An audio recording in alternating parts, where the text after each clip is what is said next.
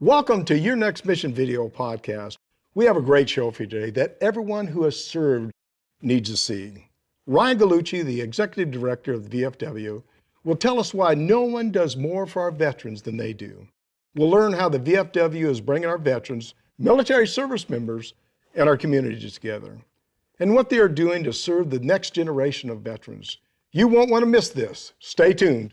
We'll be right back.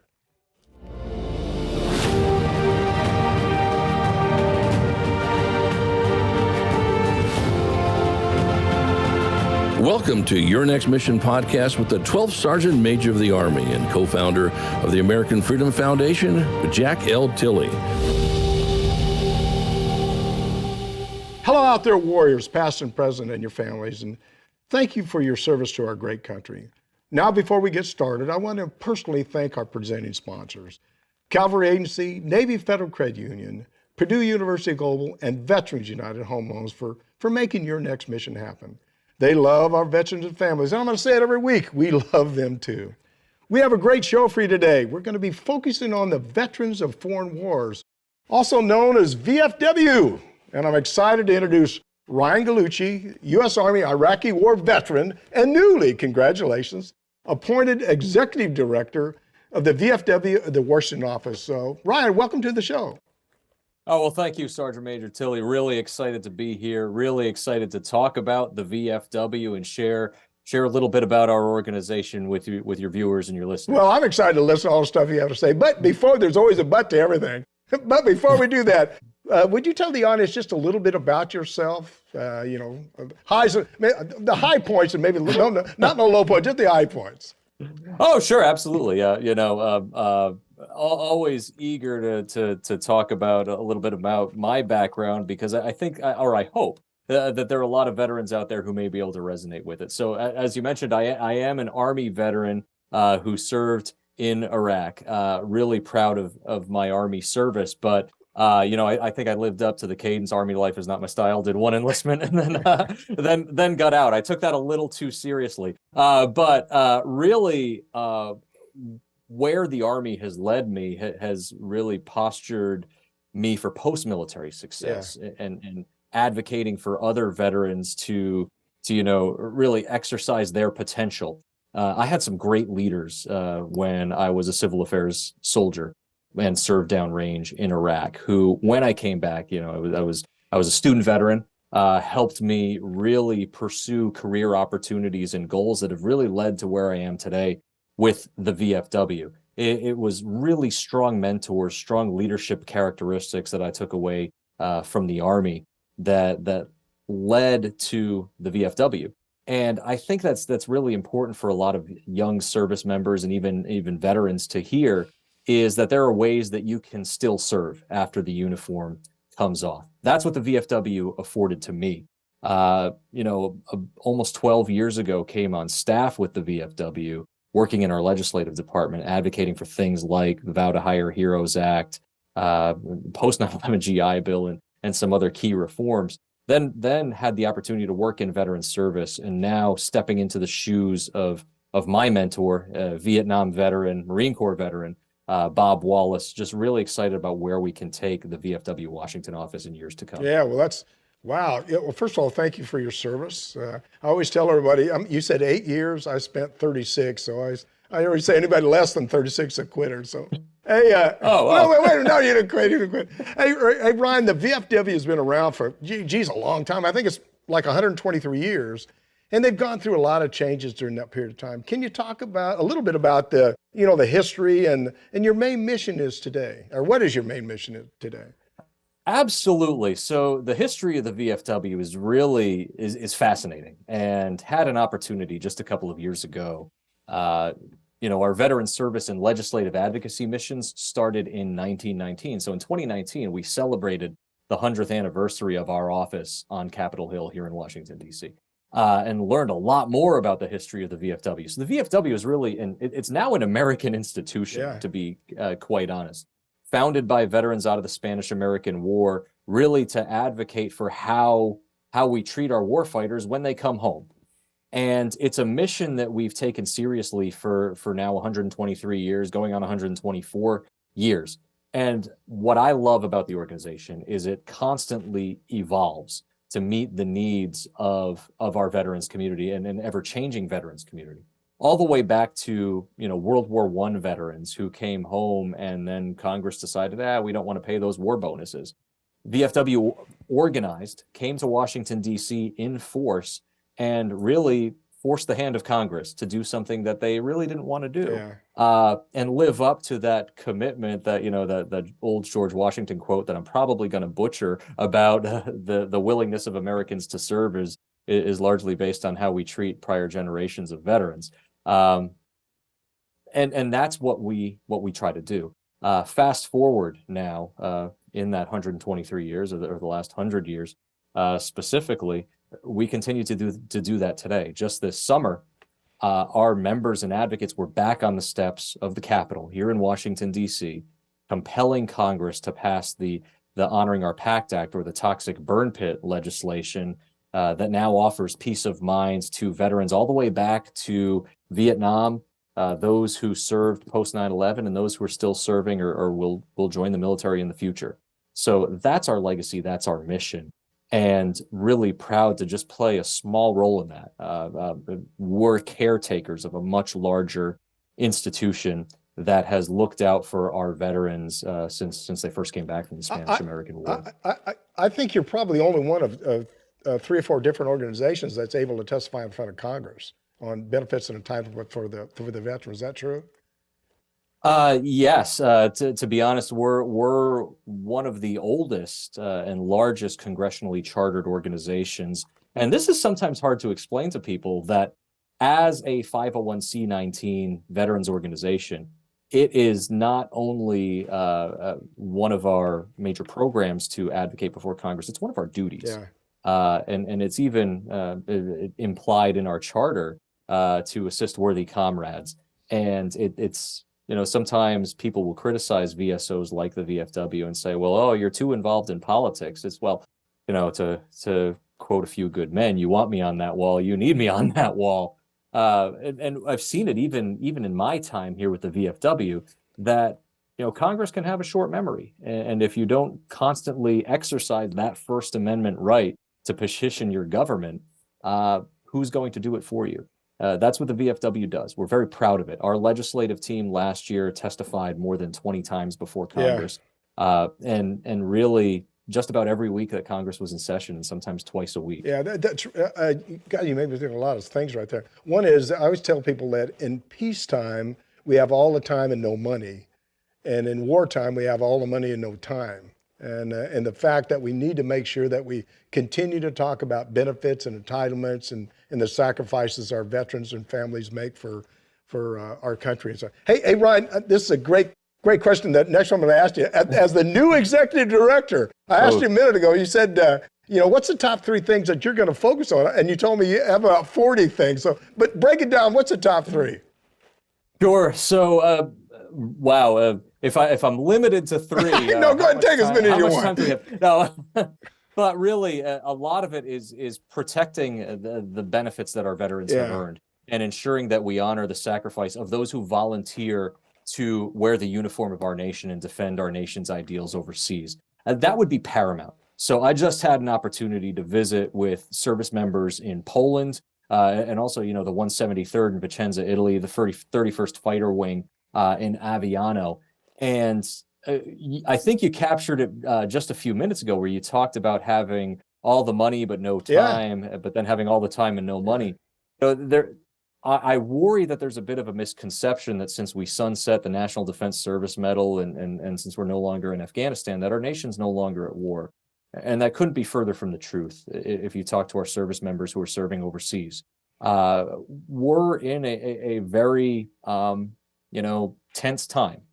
Especially supporting our NATO allies in Poland and the like.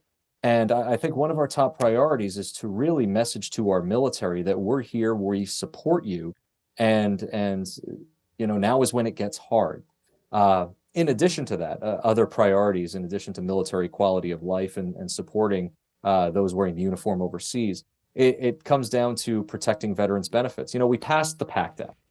And a very important piece of legislation. I think it offers peace of mind to our veterans and even those in uniform. I even heard that from some service members Yeah. overseas but unfortunately, anytime there's money at stake, there are predators out there who are looking to take that from veterans. And, VA's put out some consumer warnings about it, and it's one of our top priorities to fight what we call claim sharks. And these are organizations that charge veterans exorbitant consulting fees to access their earned benefits. Yeah.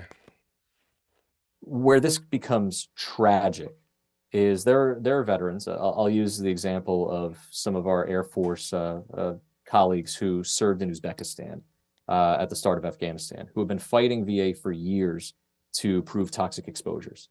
They're taken care of in the PACT Act, and it's easier than ever before. I would absolutely hate it, and I would find it tragic if somebody paid tens of thousands of dollars to access their benefits that they've earned when they could have done it for free. Yeah, it's not fair.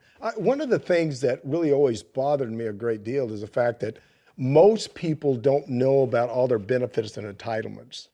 Are you guys doing anything I'm sure you are doing a lot of stuff to make sure we educate not only service members, active duty service members, but also our retirees, because I've talked to a lot of retirees and I ask them all the time, what did you know about your benefits and entitlements when you got out? And the majority of them say, not too much, nothing really. So this is an excellent segue to what I would identify as number 3. Yeah. And that's improving the transition process for those who are leaving the military, whether you're serving 4 years, 8 years, or 36 years. Basically improving that transition process and linking veterans with benefit systems before they leave the military. And we already do this at about 20 installations around the country, some of the major installations like Fort Bragg, Fort Campbell, Joint Base Lewis McChord, Naval Base San Diego, and the like. But there's always room to do more and make sure that we can reach deeper into those military communities. Because you're absolutely right. The active duty force, it doesn't always resonate as well as it does in the veterans community. Yeah. And one of the things I always say is you don't necessarily know what it's like to be a veteran until you are. And I've even seen it through the Military Transition Assistance Program. Active duty service members, for better or worse, how would you know what questions to ask? Because you don't know what struggles you're going to face until that uniform comes off. I think we have a very good program on military installations, and one of our objectives is to work with Department of Defense and our VA partners to make sure that accredited organizations like the VFW are more integrated into TAP. The way that it happens right now, unfortunately, is very ad hoc. We're really on our own to negotiate on an individual installation basis for that access. Then once we have it, they obviously see that it's a value add. I mean, we've been on Fort Hood for more than 2 decades providing this service.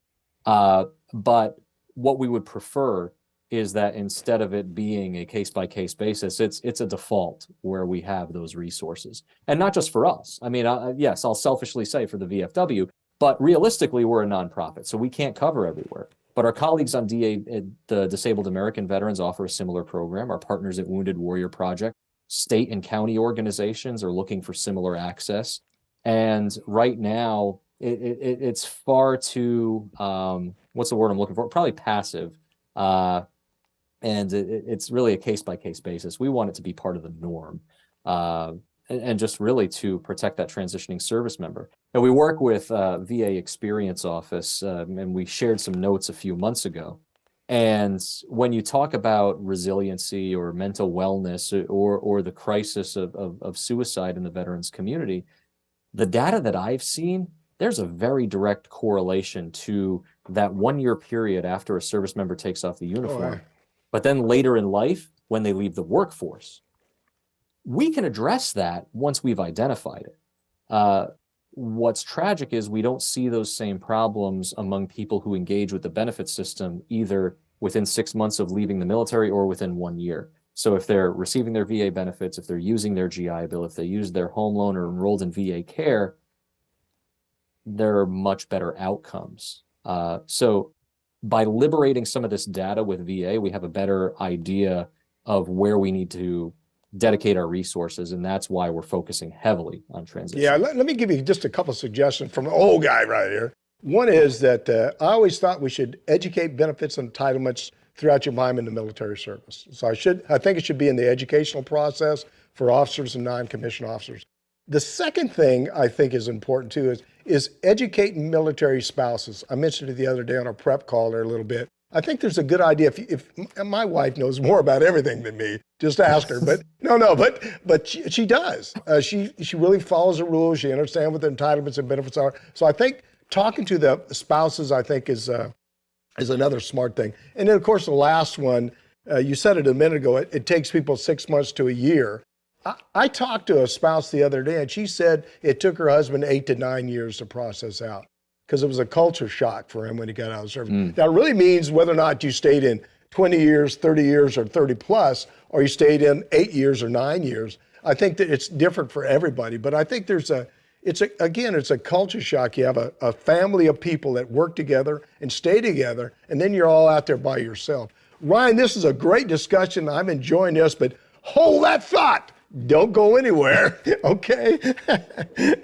We're talking with Ryan Gallucci, Executive Director of VFW at the Washington office, and you're listening to Your Next Mission video podcast with me, your host, Jack Tilley, 12th Sergeant Major of the Army. And don't forget, if you're enjoying this discussion, and I know that you are because I am, please like us. Click on that subscribe button below and on the bell next to it so you can receive all the notifications of our upcoming video podcasts.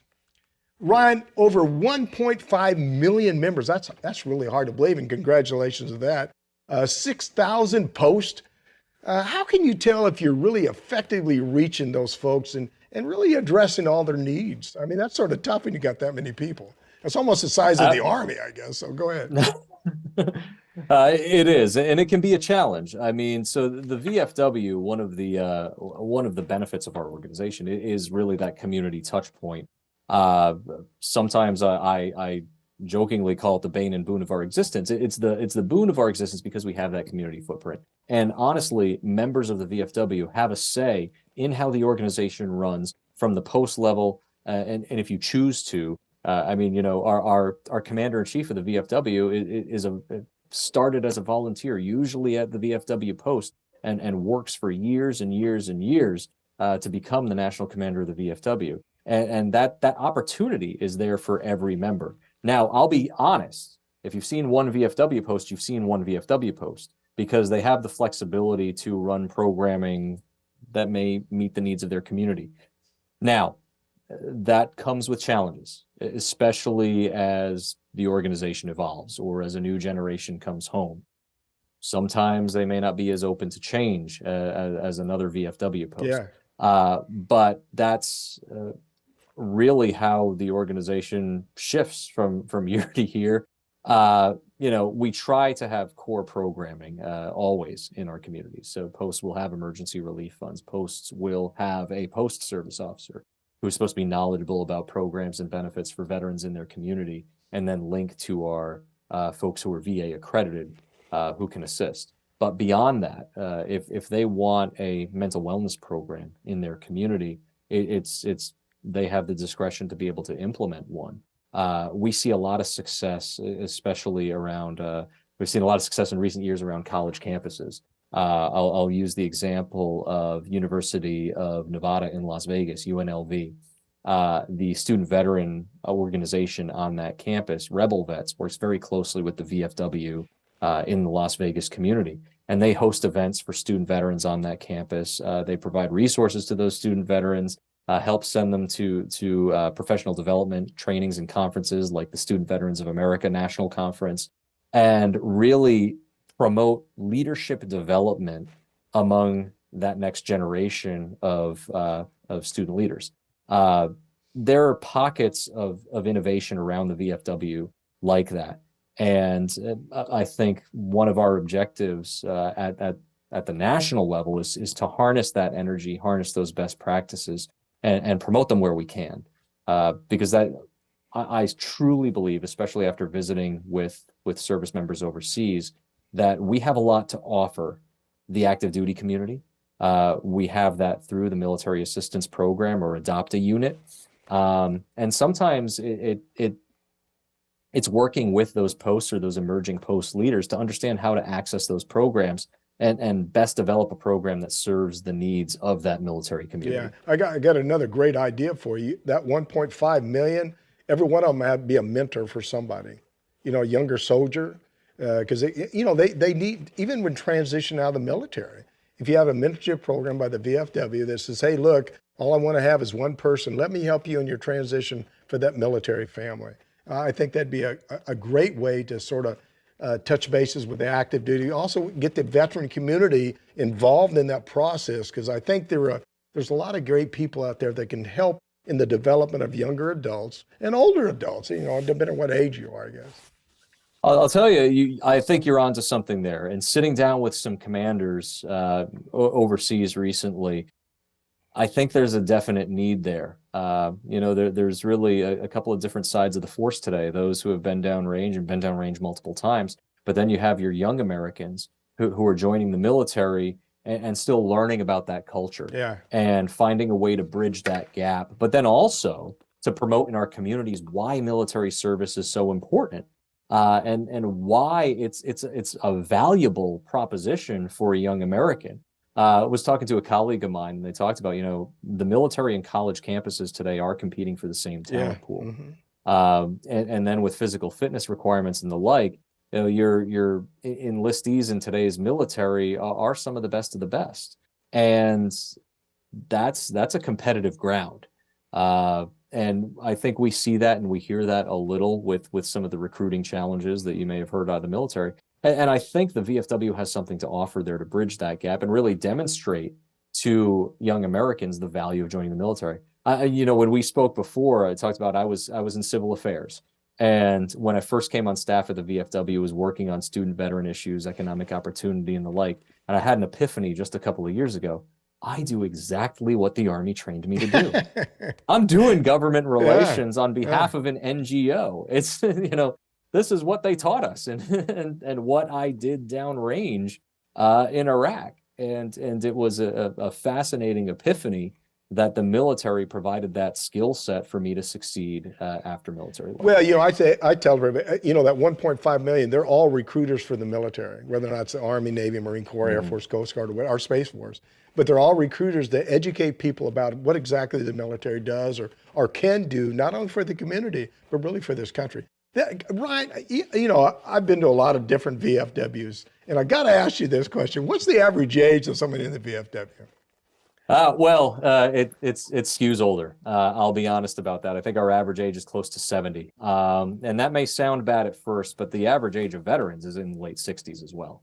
And that's really, in my opinion, it's more of a reflection of that we went from a conscript military, especially during Vietnam, and to an all-volunteer force. So it's a bit worrisome, fewer Americans serve today than ever before. So our candidate pool for veterans to join the VFW is smaller than it's been in quite some time. Now, that's not necessarily a bad thing. We're having a generational shift right now, but what I've seen in our organization is, at least over the last 12 years, is a generational shift. The first VFW National Convention that I went to in San Antonio, I felt really out of place. I was probably one of the younger veterans in the room. And I learned a lot and fostered some strong camaraderie with those VFW leaders and mentors. But as the years have gone by, there are now more of my age group peers and even people younger than me taking on leadership roles across the VFW. That's exciting and energizing to see because even if the organization is a different size, I think it's still going to fill that same critical purpose. Yeah. You know what I used to do at every level I ever worked at? I always used to walk around and talk to younger soldiers and see what their issues are. How do you know you're attracting the next generation of veterans? I mean, what are you doing to attract them? And one last question. You have to have a great marketing strategy that you reach out to veterans, because what I like and maybe an 18 or 20 or 25-year-old is totally different. So how do you attract those younger veterans? Well, it's actually a persistent topic of discussion among our leaders. We're very fortunate in the VFW Washington office to have a director of communications and public affairs, Rob Couture, who very Oh, he's an recently ideal guy. I retired know from that. the He's a Army. great guy. Oh, yeah. But, it's critical to have your finger on the pulse of what the force needs today. And I think this is also underscores the importance of what we do on military installations, both stateside, but also those overseas visits where we sit down, with a dozen Air Force chiefs to hear some candor about what their enlisted service members are facing. I use that example because earlier in that day, we sat down with the commanding general, and that was one briefing on, this is what we're doing here, and this is the posture of our force, our mission, and such. And there was an Air Force senior chief who's there in that briefing, but then sat down for lunch with us among his peers. A very different conversation, and we talked about the needs of the young enlisted airmen who were, overseas for the first time, who had maybe deployed once or twice, or had gone to the border in Romania last February, and are concerned about, what's the recognition of that campaign? It seemed important. We were there for a long time, but what do we, how is America recognizing that sacrifice? So long story longer, what we try to do is keep our finger on the pulse of today's force, but also today's veterans community. One of the things that our team prides itself on is when we testify before Congress, we're not there with problems, we're there with solutions, and we're there with actionable information. The transitioning service members who we assist on military installations, we ask them how we did, but we also ask them about their transition, and we analyze that and adjust our programming accordingly to make sure that it meets their needs today, not their needs 10 years ago. Because, if you separated in 2012, it's very different than separating in 2022. Those who got out during COVID, also a drastically different experience, just because of how that program was administered. So our goal is to constantly stay fresh on the needs of the force, but then also to gear programming toward what veterans are looking for. We've had a mental wellness program now for a number of years, and I like to stress this. We partnered with an organization, Give an Hour.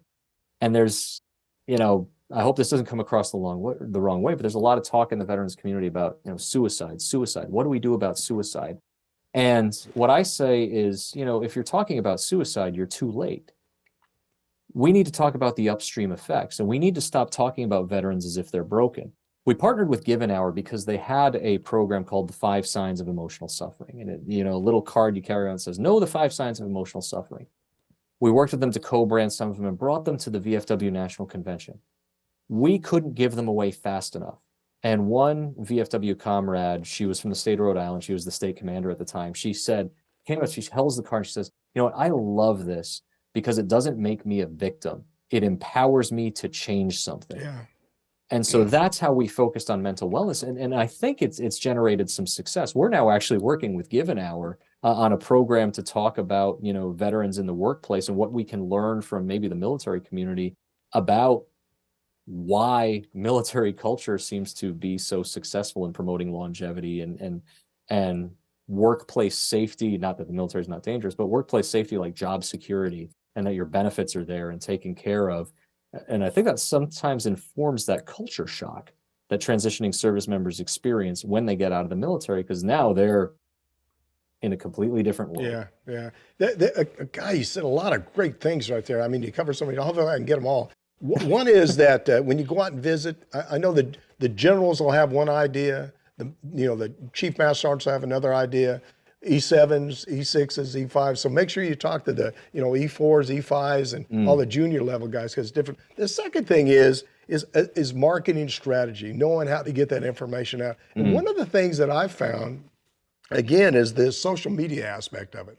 How do you, that's the way to connect with a lot of people nowadays, is through the social media. I mean, we just on our little realm right here, we're touching a lot more people here lately, but getting on social media, telling people what you're doing, telling them the kind of issues that you're fighting for our veteran community about, I think that's important for people to understand anyway.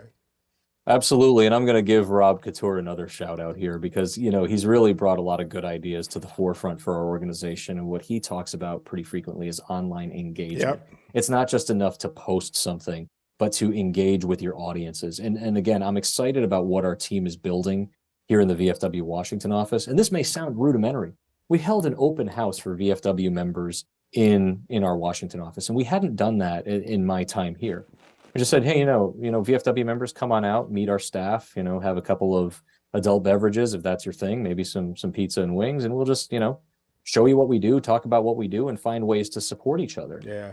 And that really resonated. Fast forward, we do these overseas visits, and we've been asking a lot of questions about, well, so what?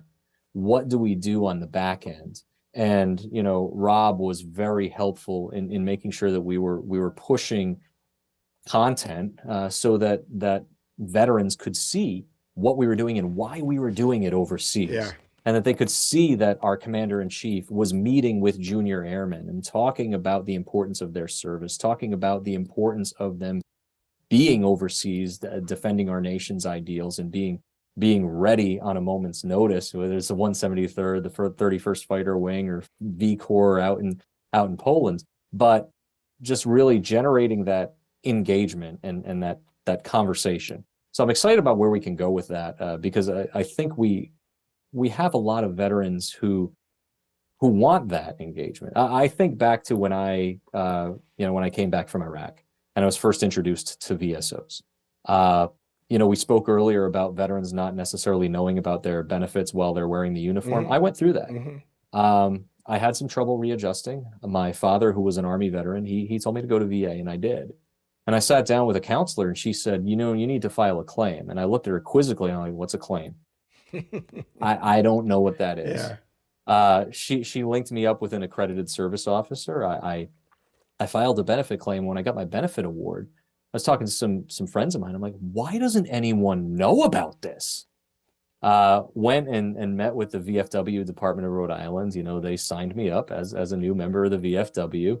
And I was excited about that. I understood what they were there for. Of course, fast forward, I let my membership lapse, like I think far too many people do. But then ultimately did come back to the VFW. But that's a little bit of my story, and I think there are a lot of other veterans who would be able to resonate with that or be able to empathize with that. And I think the VFW has a ton to offer, but we need to communicate it in a way that veterans want. Yeah, no, I think that's the key to success. How do you reach those veterans? How do you communicate? How do you go to where they're at, where they're located, and just sort of tell them the story? One of the things that I was on active duty, people, I used to, put stuff out, articles out all the time, and they say, Sergeant Major, are you putting too much out? No, I can't put enough out. In fact, the general told me one time, he said, we can talk about transforming the Army till we're blue in their face, and there's still people that don't know anything about transformation of the military. Ryan, we're having a great discussion. Don't you go anywhere. Don't go anywhere, Ryan. We'll be right back. We have a lot more to talk about, so don't you go anywhere. We'll be right back. You're watching Your Next Mission video podcast. You're watching Your Next Mission, proudly presented by the Cavalry Agency. They help brands dominate no matter their size. Ideas, strategy, action. This is Cavalry. Learn more at cavalry.com. Navy Federal Credit Union, the most trusted credit union owned by members of the military community, serving all branches of the armed forces and their families. Their members are the mission. Learn more at NavyFederal.org. Purdue Global, providing affordable online education for hardworking adults. Learn more about a personalized, innovative, and world-class education at PurdueGlobal.edu. Veterans United Home Loans, the #1 VA lender for 5 straight years. If you're buying, they're funding your dreams. Learn more at VeteransUnited.com. Now back to your host, the 12th Sergeant Major of the Army, Jack L. Tilley.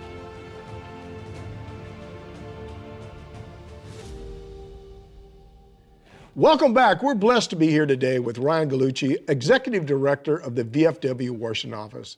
And I want all of our viewers to reach out to directly. Tell me about your transition. I'm here to help you. So tell me what kind of assistance you want from me, or from us. Tell us what topics you'd like to cover. This is not my show. This is our show for all veterans. So tell me what you want me to talk about. You can call or text me at 844-424-1134, and I'll actually reach back out to you. You might find that surprising. Or send me an email at SMA Tilley at yournextmission.org. Ryan, I'm going to tell you, I'm pumped up just listening to you talk right here today. I just, I'm going to run and go down to my VFW post right now. But unfortunately, we're heading into our final segment, and I hope you've enjoyed it just as much as I have. I just have a couple more questions. Ryan, before the break, we talked about the importance for the VFW to attract, a younger audience, younger veterans. So can you tell us how a service member or a veteran can join the VFW? And what are I think I know what the benefits are, but what are the benefits of being a member of VFW? Sure. The easiest way is to go to vfw.org and click on join. You can join right there. It's pretty simple, just a couple of basic questions, basic demographic questions. We are going to ask about qualifications, because that is one of the things that distinguishes the VFW. That F does a lot of work in our name, and it's something that I'm personally very proud of. We're there for veterans who have gone downrange, veterans who have received imminent danger or hostile fire pay or certain campaign medals, to include service in Korea and earning the Korean Defense Service Medal. So vfw.org, click on join. It's pretty simple.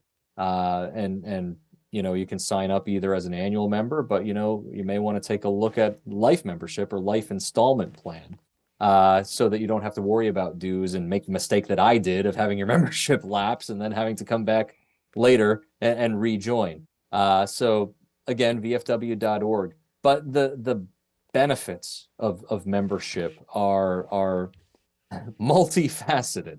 The first that I always will promote is that legislative activism.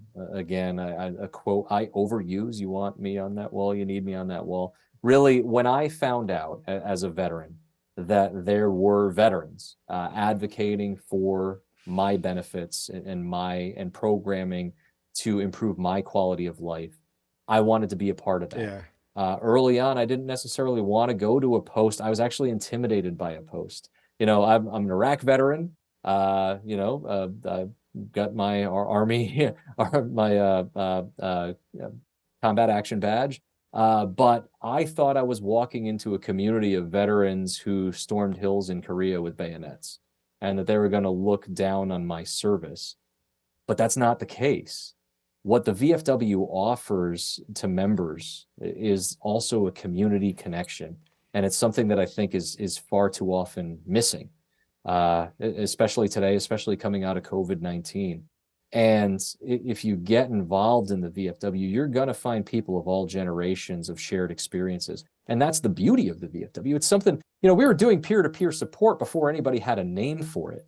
That's what past generations did. They came together at VFW posts, talked about their shared experiences, talked about their challenges, and then went forward in their community and did extraordinary things. During COVID-19, I think this organization really shined. I remember as we pivoted to remote work and things like that, first of all, our service officers were ready to do so. We were, through some smart strategic planning, we had the technology in place that when VA offices closed their doors, they could work remotely and still help veterans get their benefits.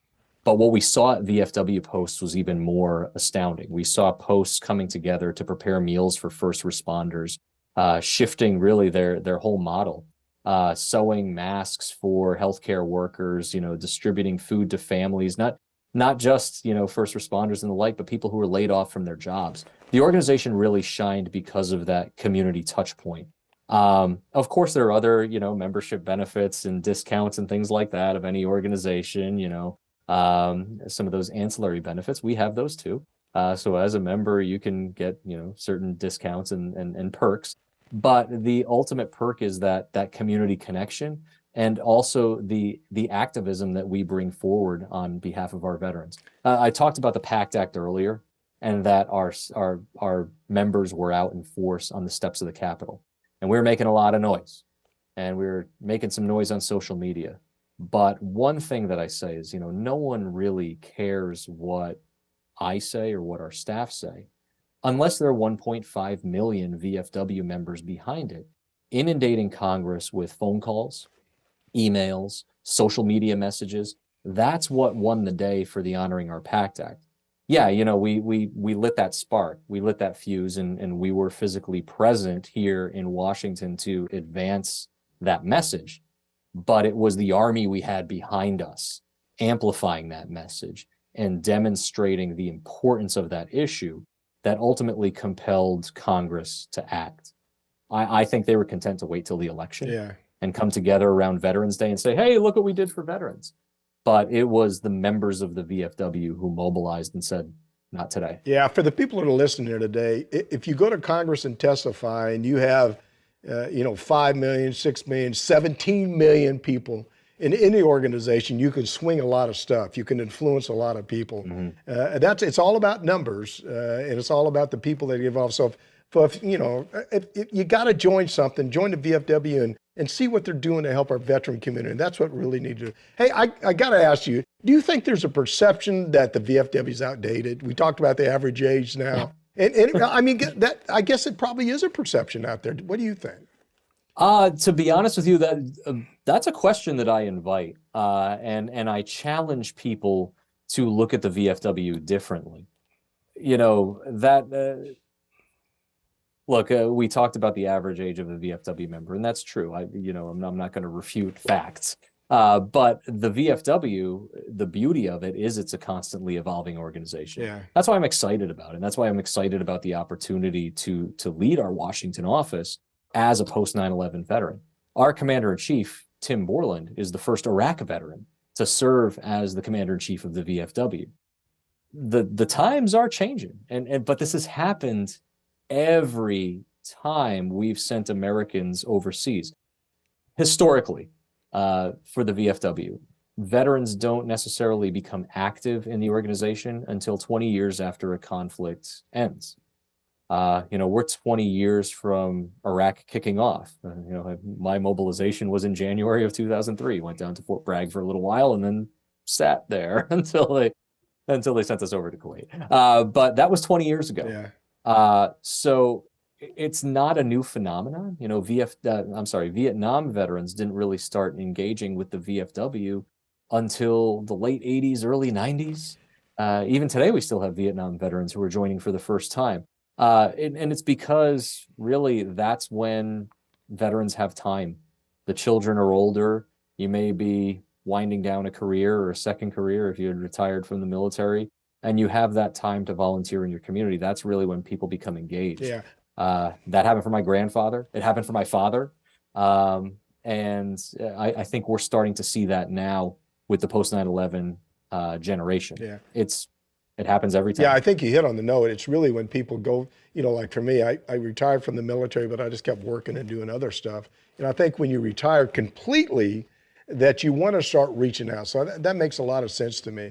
But the other thing that makes sense to me is getting down to the bowels of the people and sort of telling people what you're doing, because you're doing a great job. But just like you said, Rob's going to get the word out a little bit more. How much does it cost to be a VFW member a year? Sure. So it's $45 a year. Yeah. And that's the basic annual membership. But that's why we talk about life membership. It's only depending on your age group, it can vary from about $400 down to it's a couple of $100s for life membership. And I would challenge anyone else to find comparable value for what you get out of that life membership. Yeah.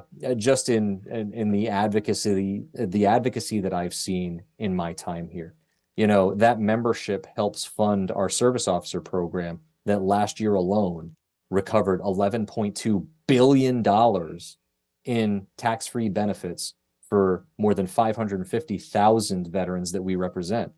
That's incredible value. And then you look at the legislative objectives that we've achieved, whether it's the Vow to Hire Heroes Act, the post 9/11 GI Bill, Forever GI Bill, in-state tuition, the Mission Act, and then culminating with the Honoring Our PACT Act. I mean, some of this is invaluable to the veterans that it assists, especially things like the GI Bill and access to care. Yeah, I got to say something real quick before I forget about it. I'm getting old. I forget about stuff all the time. But and every time I go into, I'm going to go buy a car, I'm going to go out to dinner, I always say, what kind of military discount do you have? So I always frequent those organizations that, that recognize veterans and give them a discount. Hey, where do you see the VFW going? I said 5 to 10 years, 15 to 20 years. Where do you see them going the next, 5 to 10 or longer? What direction is it Well, going? Yeah, go ahead. My goal, and I think our team's objective, is to distinguish the VFW in the next 5 to 10 years as that institution, that American institution that is there to care for the needs of those who have worn our nation's uniform, their families, their loved ones, their caregivers, their survivors. And the reason I say that is because, Admiral Mullen talked about the sea of goodwill. I sometimes call it the fire hose of goodwill, of all the nonprofits that seem to crop up after 9/11. Now that we're not, in those kind of kinetic operations that we saw in Afghanistan or Iraq, even though we still have people in Iraq, but even though it's not at the forefront of the American consciousness, I think some of those organizations are going to, they're going to case the colors and find other objectives. But we're here for the long haul, and we have been for, a century and a quarter. And I don't think we're going anywhere. And it's an opportunity for the VFW to distinguish itself. I really think there's a strong opportunity, especially with those who are currently serving. And like you said before, to promote mentorship among the force or mentorship among those who recently separated. The Army Soldier for Life program is starting an ETS sponsorship program. I think the VFW is uniquely poised to play a role in that, to help veterans, find that next community, that next culture to immerse themselves in once the uniform comes off. Yeah, you ought to use that, what you just said a minute ago, we're here for the long run. You ought to use that in a marketing ad, because that's true. We're talking about 123 years, right? That you've been around, and we're not going anywhere. We're here for the long run, and you're making a difference. Well, first of all, let me say, Ryan, I enjoyed so much talking to you, and you're putting out a lot of good information, and thank you for what you're doing. And of course, your staff and the people that 6,000 posts and all that other stuff that are doing, and 1.5 million people that are associated with VFW or members of VFW. Thank you for what you're doing, what you continue to do. Unfortunately, this is going to be the wrap up here, right there. Any final thoughts, anything that maybe we missed you want to tell the audience?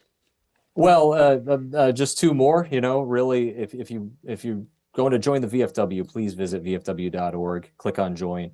But another one where you talked about reaching out to veterans today, we commissioned a microsite, pactactinfo.org. I talked about those predatory companies trying to prey on veterans. What we did is we built a referral mechanism. So to help veterans with questions about the PACT Act, link with accredited advocates in their community. And so far to date, we've had about 2,500 referrals through that alone, which is great. That means that veterans have questions. Now, on the back end, we've heard that it doesn't always result in them filing a claim. Sometimes it's just getting the right answer to a question. And we're doing that, and we're meeting that objective. So pactactinfo.org is another one. I do want to say also, this was an incredible honor for me. I really thank you for the opportunity to sit down and talk about the VFW and our programs, and really the opportunity just to spend some time talking to you. I remember, your portrait on the walls at my unit, and really thank you for your continued service for our service members, our veterans and their loved ones.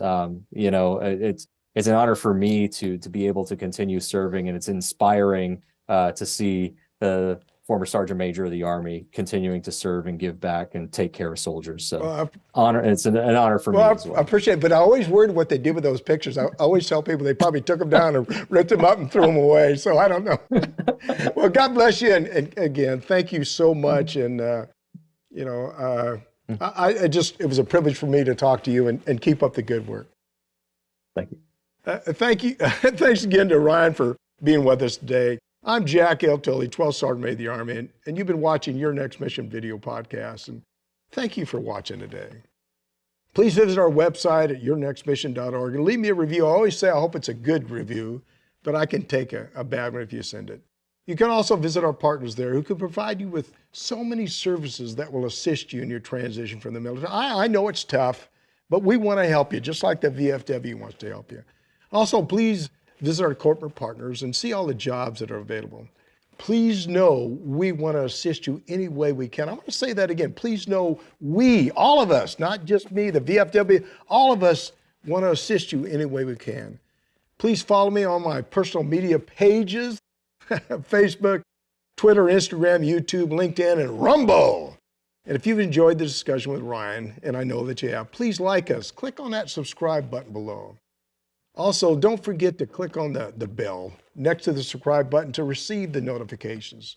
Don't forget, we want to hear from you. Please leave me a message or send me a text at 844-424-1134 or send me an email at SMA Tilley at yournextmission.org. Thanks again to Ryan Gallucci for joining us today. It was just great having him on the show, and the VFW is doing a tremendous job. At this point of the show, it's my final thoughts. I always like to talk about my final thoughts, but if it's all about numbers. If the VFW has 1.5, if they had 15 million people that went to Congress and said, hey, look, this is what our veteran community needs. We need to make sure we focus more on this and that. It's all about the numbers game. But you're not going to get anything accomplished by yourself, by just you. It's about all of us. I always tell people we're part of a family. We need to help each other. Reach out and help the fellow veteran. And being part of VFW is the right thing to do. It's a right thing because they are not only going to help you, they're going to help you and your family. Don't forget, we're all part of a family and we need to help each other. Again, thanks to Cloudcast Media, New Mind Studios, and of course, our 4 presenting sponsors, Calvary Agency, Navy Federal Credit Union, Purdue University Global, and Veterans United Home Loans. We appreciate all you do for our military. And as always, see you on the high ground. Hooah! You've been listening to Your Next Mission, brought to you by the American Freedom Foundation. Learn more by visiting yournextmission.org.